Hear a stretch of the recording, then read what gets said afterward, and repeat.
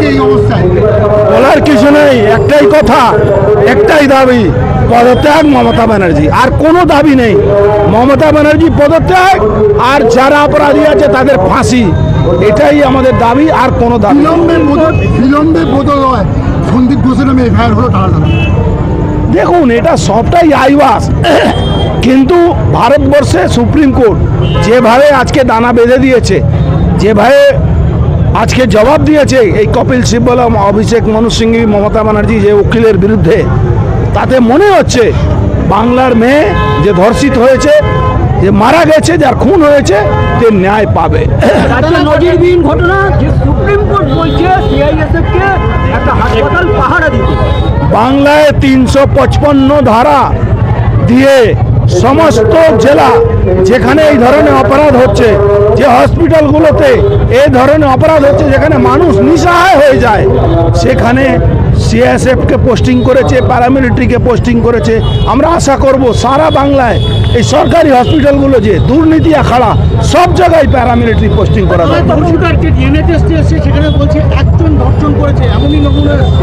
দেখুন, এই ব্যাপারে আমি তথ্য না দেখে বলতে পারবো না, এটা আমার বলার অধিকারও নেই। দুদিন আগে আপনারা দেখেছিলেন আমাদের মহারাজ এমন কথা বলেছিলেন, যখন সোশ্যাল মিডিয়াতে মানুষ তাকে ধু করতে শুরু করলো, এবার মহারাজ কালকে মাঠে নামছে। আপনার দলের একজন সিনেমা ওই টেকনিশিয়ানরা মাঠে নামিয়েছেন, আপনার ব্যারেকপুরের এমএলএ পিছন থেকে নামাচ্ছেন তাদের। কেন? তাহলে যদি আপনি চাইছেন এদের শাস্তি হোক, তাহলে 280 জন বুদ্ধিজীবী মানুষ যারা সোশ্যাল মিডিয়াতে লড়াই করছে, যারা এই মা বোন যাই বলি আমরা, তার উপরে যে অত্যাচার হয়েছে, তার জন্য লড়াই করছে, তার জন্য প্রশ্ন করছে, তাকে বাঁচাবার জন্য, তাকে যারা লড়াই করছে তাদেরকে ফাঁসাবার জন্য, আর যারা এই অঘটন ঘটিয়েছে, যারা এই ঘটনাটা ঘটিয়েছে, তাকে বাঁচাবার জন্য আপনার পুলিশ তাকে ডেকে ধমকাচ্ছে, চমকাচ্ছে। একটা বাচ্চা মেয়ে ভয় করে থাকে, তাকে অ্যারেস্ট করে নিয়ে যাওয়া হলো। মমতা ব্যানার্জি যে অপরাধ করছে, তিনি যে বাঁচাবার চেষ্টা করছেন, সোশ্যাল মিডিয়াতে অ্যাক্টিভ হন, পুলিশ আপনাকে ডাকলে বলবে অর্জুন সিং ফরওয়ার্ড করেছে, 165টা মামলা হয়েছে, আরো 265টা মামলা হবে, তাতে আমার কিছু যায় আসে না, আমাদের।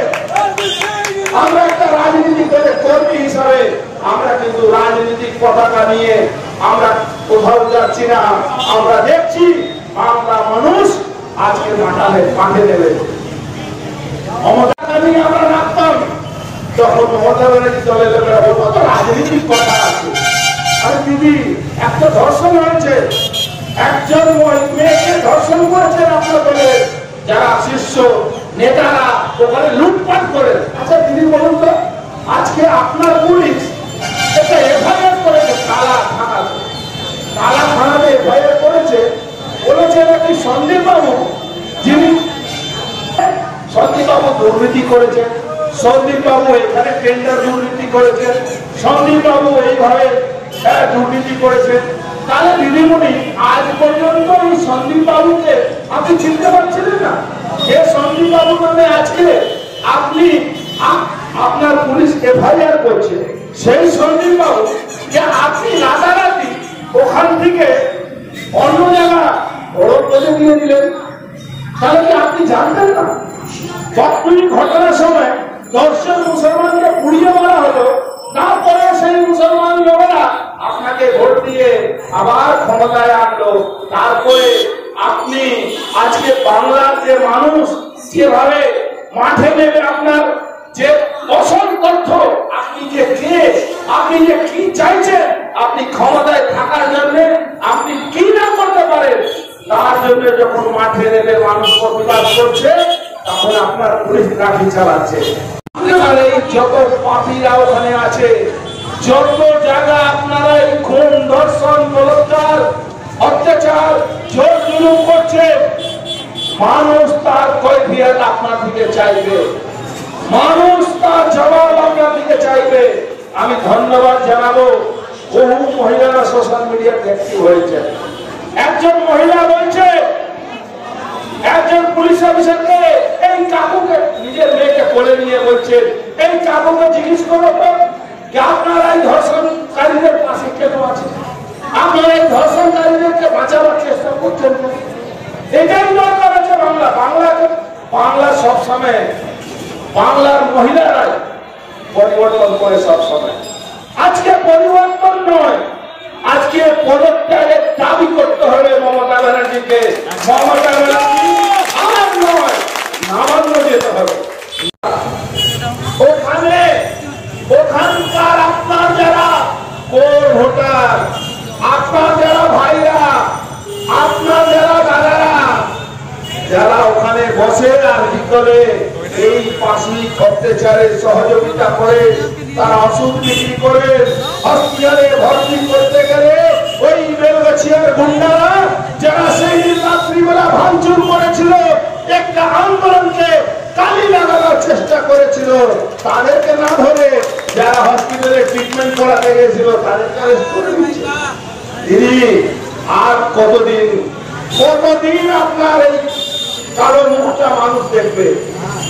আমি কোন কালো লোকের বিরুদ্ধে বলছি না, কিন্তু আপনার মুখে যে কালি লাগানো আছে, আপনি যে একটা মুখোশ করেছিলেন, আজকে বাংলা মানুষ বুঝতে পারছে আপনি মহিলার অপমান করেছেন।